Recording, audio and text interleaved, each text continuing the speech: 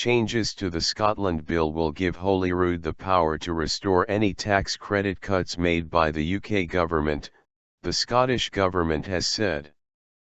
But Social Justice Secretary Alex Neil said it would not reveal its plan until they had been properly costed. His comments came after new amendments to the Scotland Bill were lodged by the UK government. Scottish Secretary David Mundell said the amendments made it crystal clear that Scotland could act on tax credits.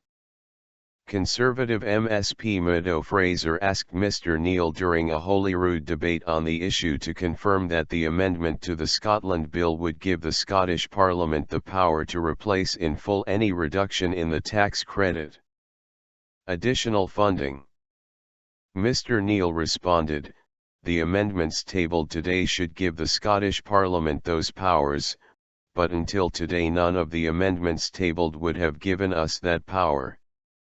We will properly address the needs of people affected by cuts in tax credits. We will establish the most effective way to administer any top ups to tax credits. We will properly cost our proposals before we bring them before this Parliament. We will identify where any additional funding will come from. Unlike Labour, we won't draw up our proposals on a whim without proper research and consideration. We will make sure we get this right for the people of Scotland."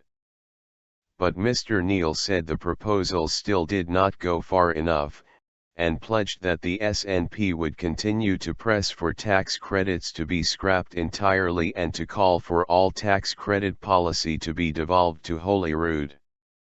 Scottish Labour gave an immediate pledge to restore tax credits in full and pay for it, with the £250 million coming to Holyrood with the devolution of air passenger duty, APD, and income tax from high earners. The party had tabled a motion calling on the Scottish Government to use the new tax and welfare powers coming to the Scottish Parliament to restore tax credits. The motion was backed by 62 votes to 48 after being heavily amended by the SNP to state that the Parliament believes that the UK government's proposed changes to tax credits would leave working families worse off. Speaking during the debate on the motion, Scottish Labour's finance spokeswoman Jackie Baillie accused Mr. Neil of using the Constitution as a distraction and simply an excuse. "Very clear," she added.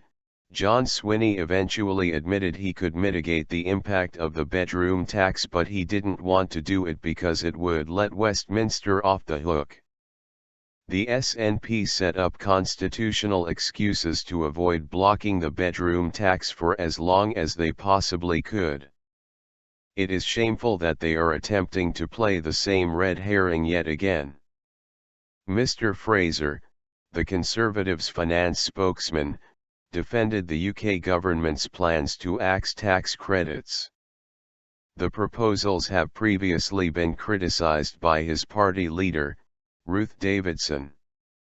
Mr. Fraser added, "We've been very clear in this party.